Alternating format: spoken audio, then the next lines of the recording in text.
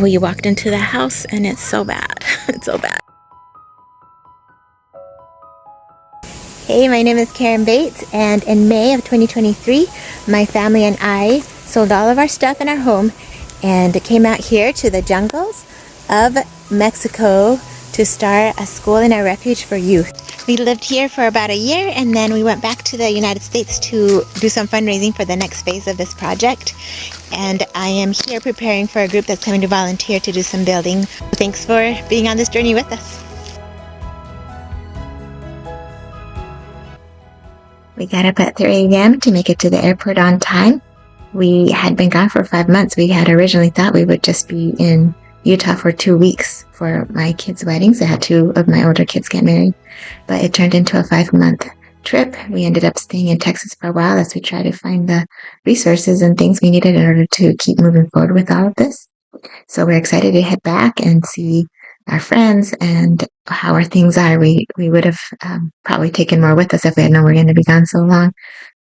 My friend Janan picked us up at the airport, and our first stop was Copel to get ourselves a dryer. We're super excited. Our friend Callie Radmal, our next door neighbor in Pleasant Grove, had a son come out, and he mentioned how hard it was when our clothes would get all wet because of the humidity or because it would rain, and they just never seemed to get quite dry. And so she was amazing and got us a dryer. We're waiting to check out, but super, super excited to get that machine. And then we went to Costco, got some hot dogs and some groceries, and headed out to Solferino.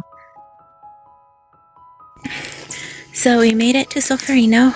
It's been a long day. Got up at 3 and I'm extra tired, but wasn't sure what to expect. On the drive here, I just got more and more sad. My friend was telling me about some of the kids that were in the school and some of the choices they've made, and that I just felt like a punch in my gut coma feeling, you know. And then there's still some that are doing great, but it's just hard to see so much potential sometimes and then see it because of different circumstances not like it. And then we got here, the road is even worse than when we left. It was so hard to get in here. I don't know how we're going to be in and out until we fix this road, but we walked into the house and it's so bad. It's so bad. Mold's everywhere, but there's just mold everywhere. There's like the stove is moldy, so we have to just get everything cleaned up, and just so humid. Josh's violin, like the glue came off, and so I hope that we can repair it. He's really sad about it. The TV looks like it's not working, and it's just looking pretty bad. The dogs were super happy to see. They got very excited, so that was happy. The kids have been super excited to see the dogs. I'll show you inside.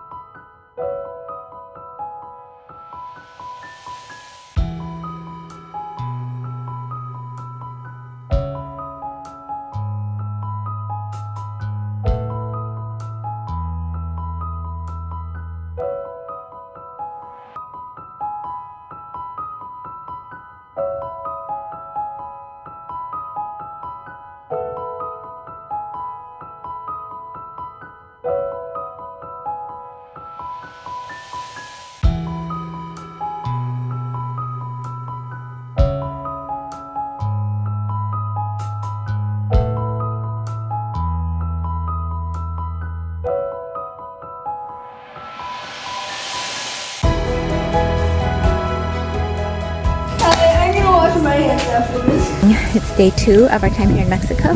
We ended up sleeping at a friend's house last night because our house was just we weren't sure if it was moldy, but we didn't want to risk it, and so we decided to go, and she let us stay. She has a couple of boys and we stayed in their room, and her boys slept in her room, and we ate breakfast over there and came out here to start getting the house clean and ready. Yesterday was super hard. I think we just were not prepared for just how quickly things get rotted here, you know, or moldy, or just because of the humidity and the heat. And so it just felt almost like symbolically, after all of the sacrifice we've made and that it's all just kind of gone to ruin. It kind of felt like that, especially after hearing the kids' stories, as similar to the feeling we would get when we would return to the orphanage that we visited, and then we'd hear who had left and why and some of their experiences. And it's like a feeling of, could I have done more if I had said this, some guilt, which I know isn't good, because it's not like God, everybody's in God's hands, and we can only do what we can do, and we just gotta be happy with opportunities we're given and blessed with, and love wherever we go. It was this emotional weight, and then plus seeing the house and all of the efforts we've been trying to put into it, and not have they even done any good? Are we seeing any fruits of any of this? And I think the kids were feeling that heaviness as well. I know they've been troopers, with all of the stuff, they kept trying to see a positive side. There were tears, but with a smile. And so everybody's been awesome. I'm so proud of them. But I think that's the hardest part, is seeing their pain too. So I just feel like sometimes you make these choices and there's this regret, like, what if I hadn't done this? Would they be happier? Would people be happier? And I'm grateful for the lessons we've learned so far. And I know that there's purpose in all of this, and all of these important lessons we are learning through these experiences. But sometimes there is this sense of man, if I could go back, especially last night, I was up at 3 a.m. and just a feeling of regret in my heart, I watching my kids sleep and thinking about the things that they sacrificed and given up, feeling like they're in ruins, and the difficult life that we've kind of have chosen for ourselves, and just feeling guilty that I made those choices, that they are suffering, that they're struggling. And I do think they're learning a lot, and I want to kind of remember that too. Life is hard, and it's good to kind of learn these lessons, but I don't know, the violin too was kind of, Josh has this dream of playing the violin, and he was in an orchestra, and then we moved here, and then his violins are running. He doesn't have a teacher, he's not in an orchestra, and I think that's it's particularly painful. Always my intent was to start something really cool here that they could be a part of, but it's taking a while. But if we hadn't come out, what if I could rewind 3 years and we could have not made this decision? This feeling of what have we done? I went to sleep, I prayed, I went to bed, and I listened to this podcast called Unshaken Saints. And so the podcast host said, there is a light, if we can just remember that during the storm and the hard things, that there's a light. And sometimes we only see it in the very far distance, but the miracles don't happen until after that. And I happened to have read the morning before this about faith and how miracles happen after your trial of your faith. And so those things really helped. I felt a lot more courage after that. And this morning we got up. We came out here to start working. I was able to be more cheerful for the kids, and they're being awesome and getting the house ready.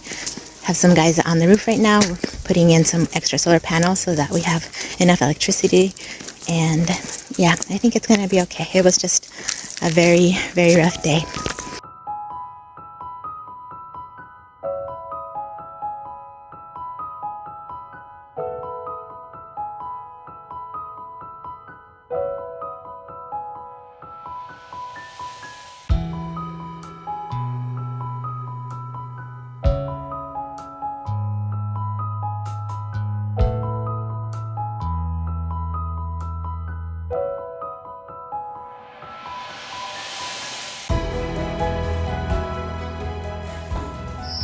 Hey, it's the evening of day 2, and we got quite a bit accomplished today in the house. Dallin got the stove all cleaned. It was so moldy and gross and rusty, and he really got it looking brand new pretty much.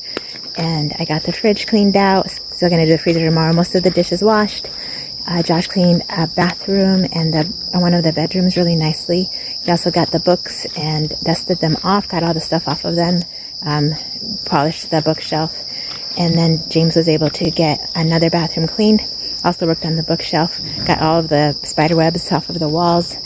And Joy cleaned off a bunch of things that were in a box that were all gross. She had to go through it, throw some things away. Her and Cohen did that, and dusted a bunch of the stuff and took the sheets off the beds.